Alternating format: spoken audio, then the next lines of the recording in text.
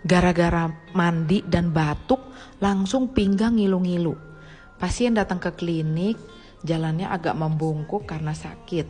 Untuk tengkurap pun sulit. Ini Sifu gunakan ilmu baru untuk relaksasi otot dan pasien sampai teriak-teriak. Kemudian dilanjutkan dengan terapi kretek jurus Venom. Selesai terapi, pasien jalannya sudah bisa tegak, duduk sholat pun sudah lebih nyaman.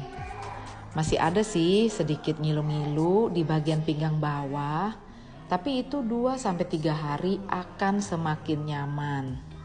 Nah, Sifu bilang kalau masih ada keluhan bisa datang lagi. Tapi sampai 3 hari kemudian pasien tidak datang, berarti sudah membaik. Nah, sehat selalu ya Pak, sehat selalu.